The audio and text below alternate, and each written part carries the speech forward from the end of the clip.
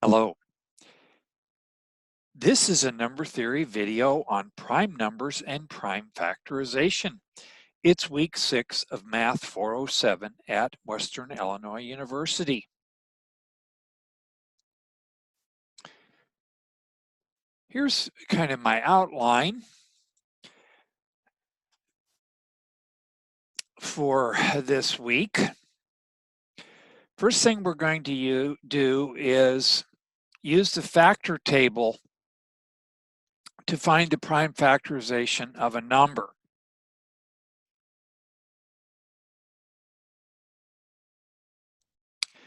So this is the factor table. It photocopies nicely into a booklet here. It opens up and we have this table here. The page numbers are numbered, and if you get it photocopied correctly, it's going to be 2 sheets of paper front and back, and then you can fold it into a booklet. And we're going to be using this to find the prime factorization of big numbers.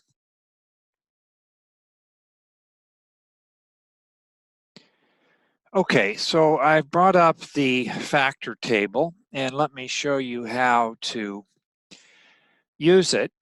Well, the first thing we're going to need to do here is open this up in something that we can rotate it. So I'm going to download this.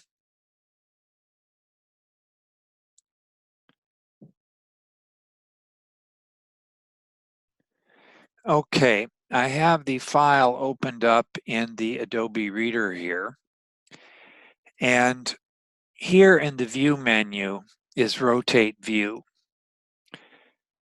So here is a couple of the pages, page 629 and 630.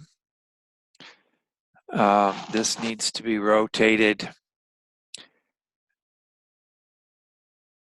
Okay, right here is actually the beginning of the table. So let's take a look at the beginning of the table and see how to read this. First of all, first principle is this table only has odd numbers in it, because an even number is going to be divisible by 2, and you can always take out factors of 2 until you get an odd number. What is being shown in the body of the table is the smallest prime number that divides into the number. So let's take a look here. Let's take the number 63, for example. Where's the number 63?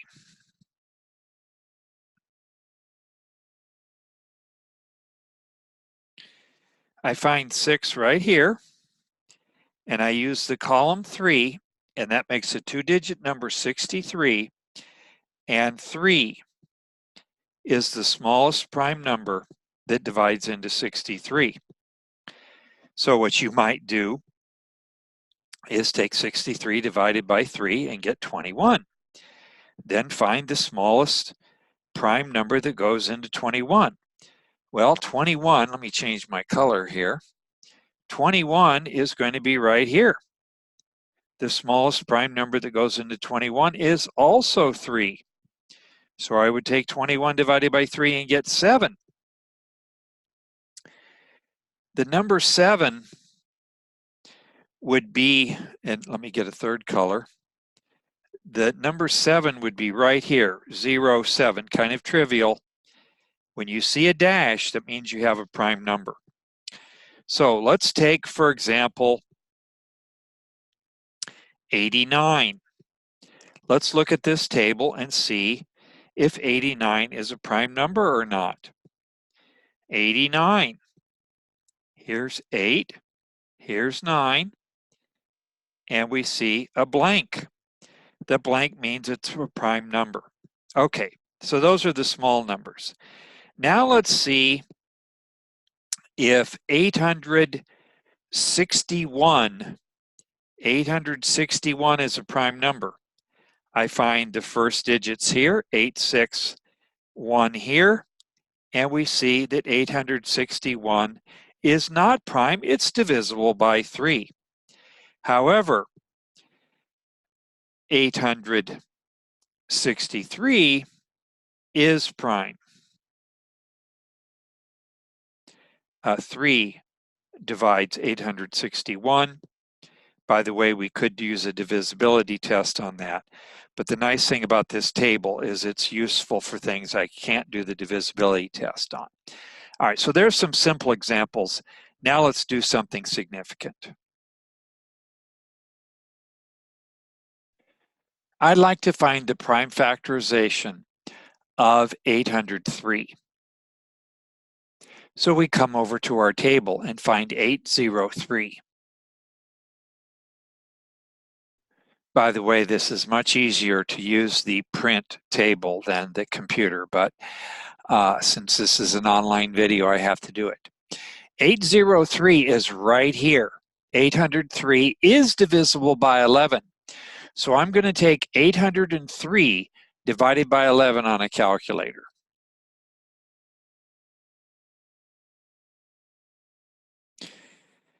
$803 divided by 11 is 73. And if I look in the table, I see that 73 is also prime. So we have 803 is equal to 11 times 73. Now let's do another one. Now we'd like to find the prime factorization of 38,696. By the way, you may have noticed that the table, the factor table that I'm providing you, goes up to 9,999. And this is bigger than that, but the good news is this is an even number. So you should take out the even numbers by hand first. So go ahead and start the factor tree. Continue taking out 2 as long as you have an even number.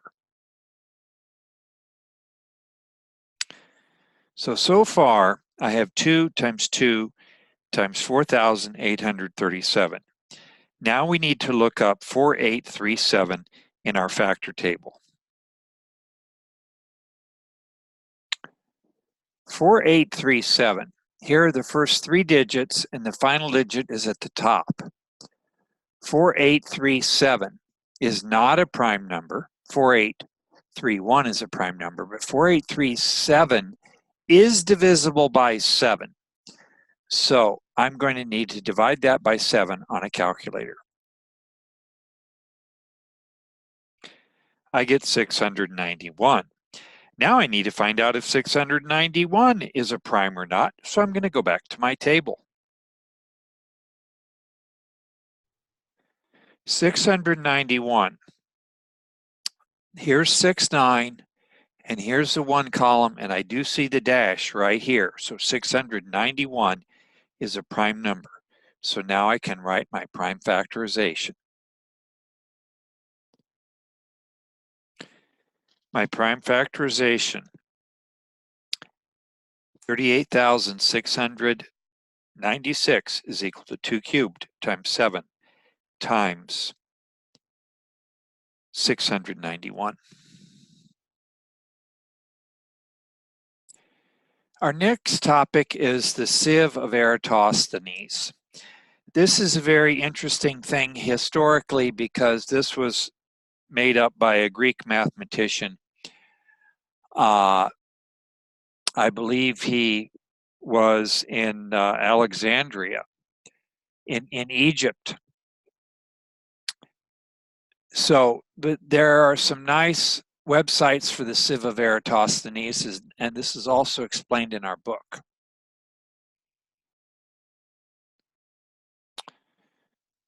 So here's the algorithm of the sieve of Eratosthenes. It's easiest to understand if we look at an example. The first thing we're going to do is make a list of the numbers, either starting at 1 or 2. 1 is not a prime number. To be a prime number, it must be a positive number, and it must have exactly 2 factors. 1 has only 1 factor. So 1 is not prime, 1 is not composite. The first prime number is 2. The good news is that we only need to check up through the square root of n. So let me show you an app where we can do this. And this is in our area of resources. So if we come to our website and we come to the links,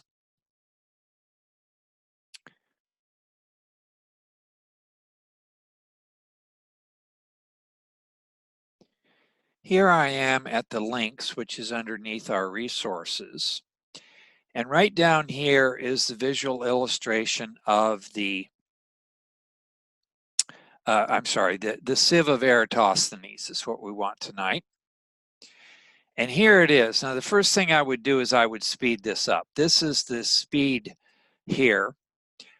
And what you're going to do is hit the first prime number, which is 2, and it's going to color in all the multiples of 2. This one that has a box around it is a prime number. The ones that are shaded in are no longer candidates for prime numbers. Then you come with a different color and you come to the next number that is not shaded in. And shade in or cross out all the multiples of 3. Maybe I'll slow it down a little bit, see if I can slow it down for 5. Then you do 5, all the multiples of 5. And you color these in. Now, of course, some of them have already been colored in already. Then you color in all the multiples of 7.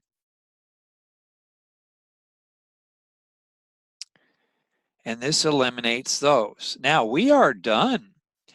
If we're only interested in the primes up to 100, the square root of 100 is 10. So I don't really need to worry about 10 or 9 or 8 because those are not prime numbers. The largest prime number less than the square root of 100 is 7. So here's a listing of all my prime numbers. 2, 3, 5, 7, 11, 13, 17, 19, and so on. Up in the 90s, there's only one prime number, it's 97. In the 80s, there are 2 prime numbers. Now, what you might do is Google for list, I can't type. List of the first 1,000 prime numbers, for example. And over here is a good website. And this is the first 1,000 prime numbers. 2, 3, 5, 7, 11, 13, 17, 19. And we see here in the 80s, there are 2 numbers. And in the 90s, there's only 1 number that's a prime number. The 1,000th prime number happens to be 7,919. And you might verify that on the factor chart. The third thing I'd like to do is prove that the primes are infinite. The primes do get thinner and thinner the higher you get. However, they do go on forever. And of course, this was of great interest early on in mathematics, and the Greeks also proved that the primes are infinite.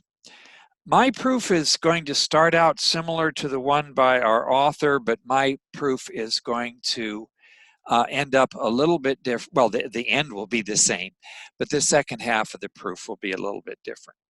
It is going to be a proof by contradiction.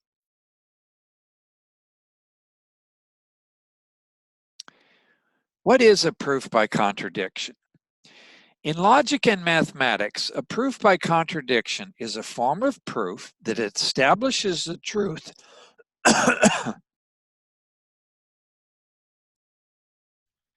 the truth or validity of a proposition by showing that assuming the proposition is false leads to a contradiction. A proof by contradiction is also known as an indirect proof. So let me see if I can explain this a little bit.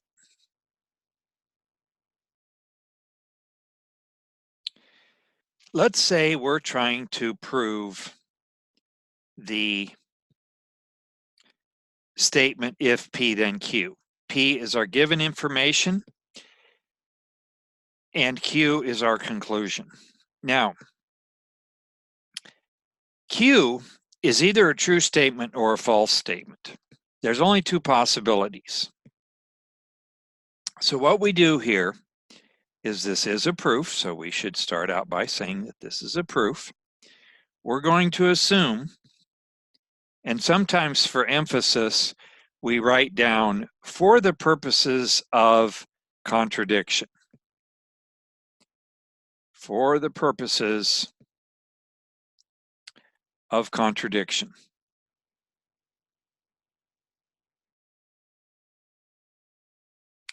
This signals your reader that this is going to be an indirect proof.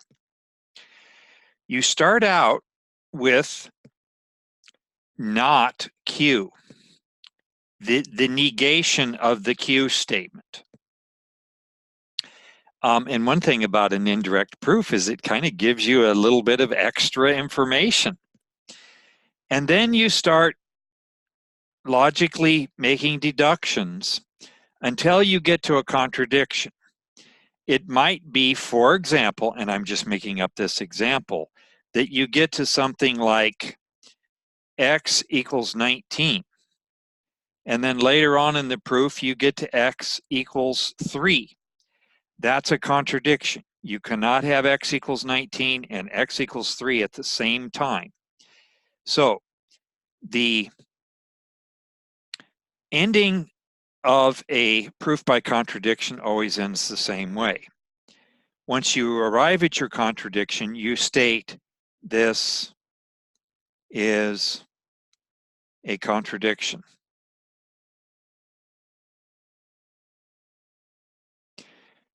Therefore, our assumption is false.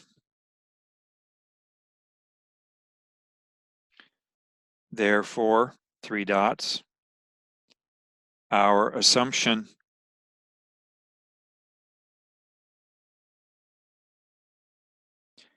is false. Our assumption was right up here, not Q. Therefore, Q is true. Now let's see this in operation.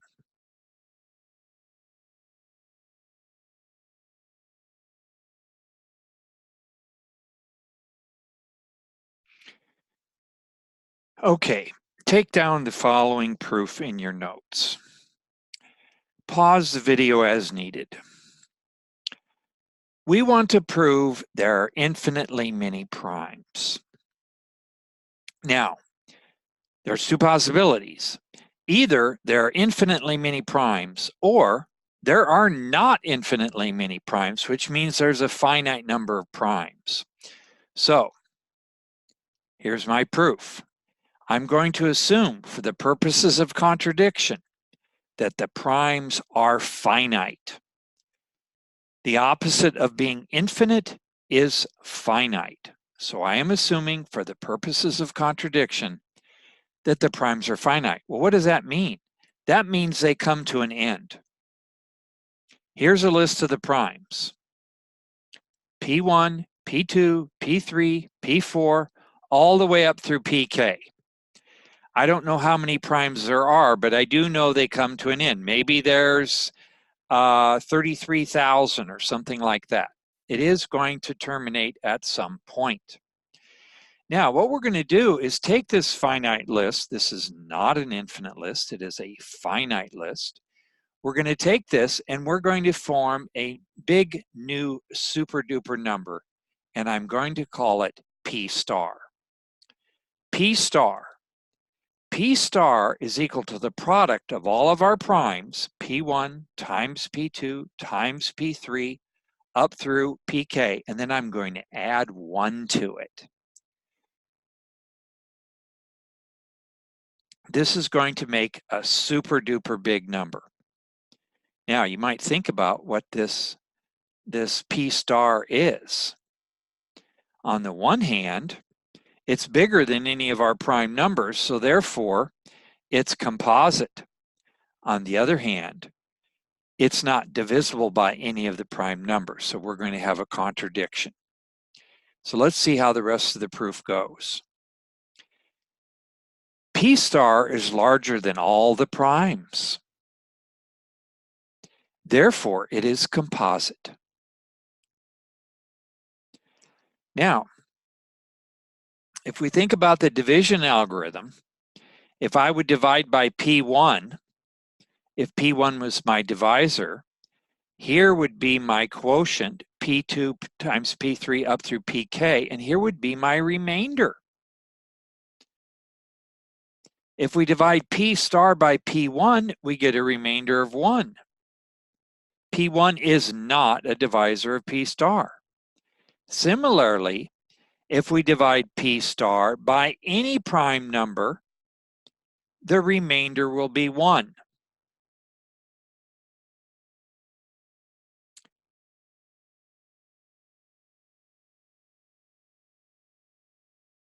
Therefore, P star is not divisible by any prime number. Therefore, P star is prime. Maybe you notice our contradiction. Up here, I have P star being composite, and here we have P star being prime. You can't be prime and composite at the same time. This is a contradiction. Above it was composite. Therefore, our assumption is false. Therefore, there are infinitely many primes. This is the end of our proof. This is what we were trying to prove. This is the mic drop. Have a cup of coffee. The next thing I'd like to do is show you how to determine the number of divisors or numbers of factors of a number. And of course, we're going to be using the prime factorization. I would be remiss if I did not state the fundamental theorem of arithmetic. So let's find this in our book. The fundamental theorem of arithmetic is one of the most important results in mathematics. They wouldn't call it the fundamental theorem if it wasn't important. Primes are the building blocks for all numbers. Here is the statement of the fundamental theorem of arithmetic. Every positive integer different from 1 can be written uniquely as a product of primes. The key word here is uniquely, means one and only one. So if 5 different students do the prime factorization of some number, make up a number like 484, if each student does the prime factorization, they will all get the same product of primes.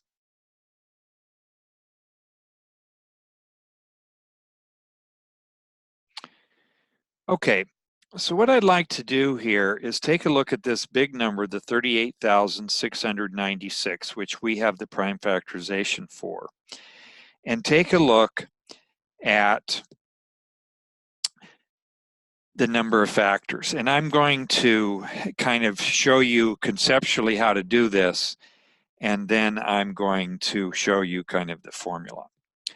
So all of our factors are going to be of the form 2 to a power times 7 to a power times 691 to a power. These are the 3 prime factors in this particular case. That there won't always be 3 prime factors, but this one happens to have 3. The exponent on 691 in all of our factors is either going to be a 0 or a 1. The exponent that goes on 7 is 0 or 1. The exponent that goes on 2, I've got some possibilities here. I could have 0, I could have 2 to the first, I could have 2 to the second, or I could have 2 to the third. So my choices on my exponents, I've got 4 choices for the exponent on 2, 2 choices for the exponent on 7, and 2 choices for the exponent on 691. The fundamental counting principle in mathematics says that if we have choices, we multiply. There are 16 factors of 38,696. I like to do the example of t-shirts and gym shorts. If I've got 3 pair of t-shirts, or 3 t-shirts and 4 pairs of gym shorts, and I don't care what goes with what, 3 t-shirts and 4 pair of gym shorts, I have 12 outfits. The fundamental counting principle says that you multiply. Now, let's generalize this.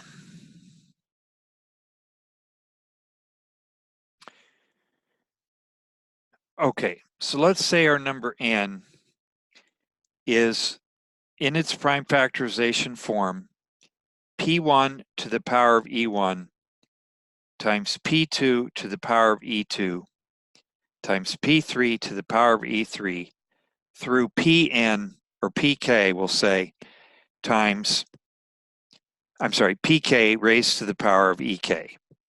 So p sub I is prime. And the e's are the exponents.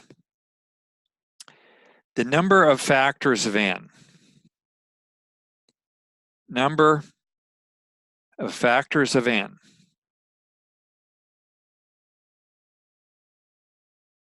equals e1 plus 1 times e2 plus 1 times e3 plus 1 times through ek plus 1.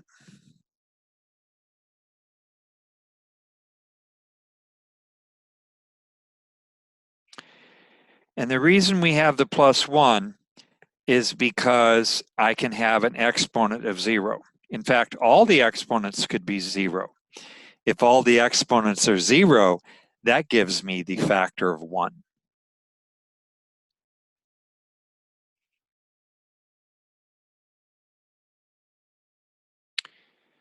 Now I'd like to look at a little bit of notation here. The number of divisors is what we just calculated. We're going to use dn for that. D of n is the number of divisors of n. So the number of divisors of a prime number is 2. D of 7 is 2. D of 11 is 2. The number of divisors of 4 is 3. We're also going to have another little function here called the sum of the divisors of n, which are less than n. So our next objective, our final objective, in fact, determine if a number is deficient, perfect, or abundant. Equivalently, find S of n for a number and compare it to n. Let's look at the perfect numbers. The first perfect number is 28.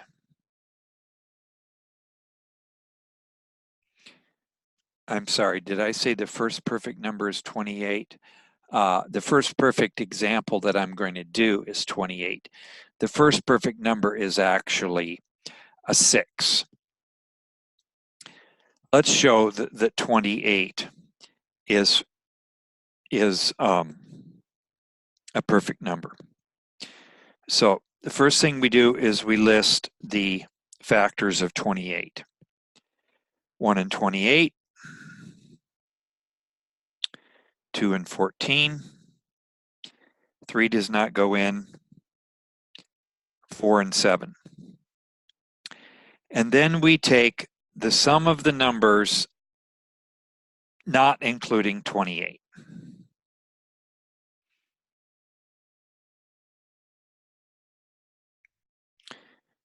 One plus 2 plus 4 plus 7 plus 14 equals 28 exactly. exclamation point. 28 is perfect. Now, this is a pretty easy process. Once again, a nice little thing for middle school students to do.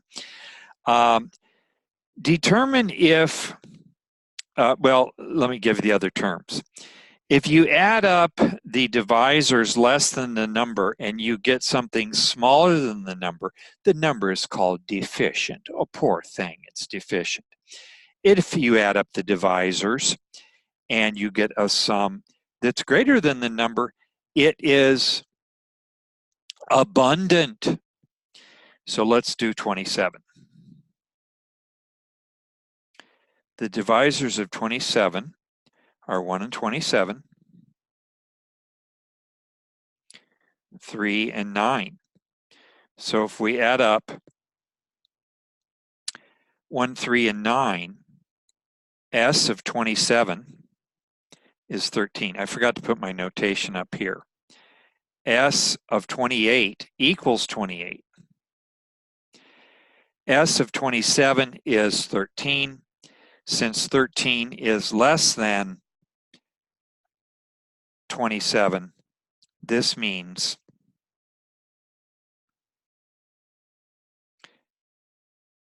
(27) is deficient.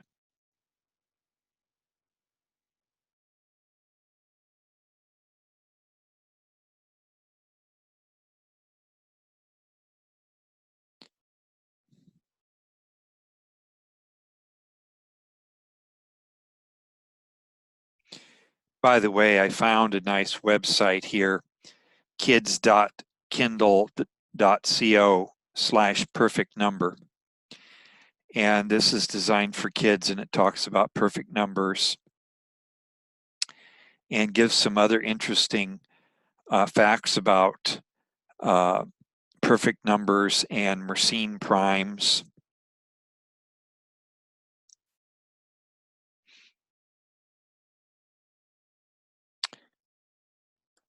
So what I'd like to look at next is a Wikipedia page. And I believe we have this. I've got the address for it here. Hang on a second. Yes, it's the Table of Divisors Wikipedia page. And this is nice. Here is the sum of the divisors, not including n itself. I'm using the same definition that Wikipedia is using. And d of n is the number of divisors. The number of divisors. And here we are. Here's d of n, here's s of n. So let's take the number 5, for example. D of n is the number of divisors, which is 2 because it's prime.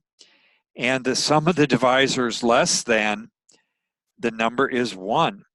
It's woefully deficient, and it's prime. The number 8, d of n is 4. It has 4 divisors.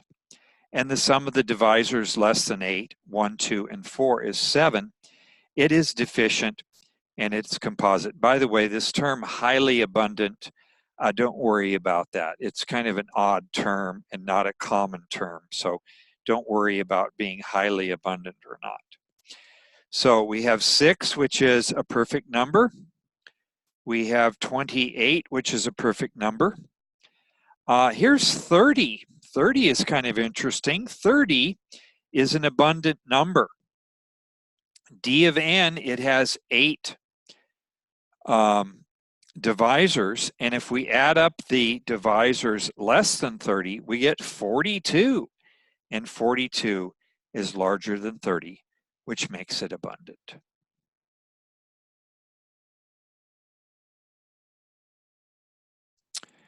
Maybe what I'll end with is this factor table I was not able to find on the internet. I searched for probably 25 minutes. So I'm going to offer 5 points of extra credit to any student that can find the factor table in a nice format on the internet in electronic form.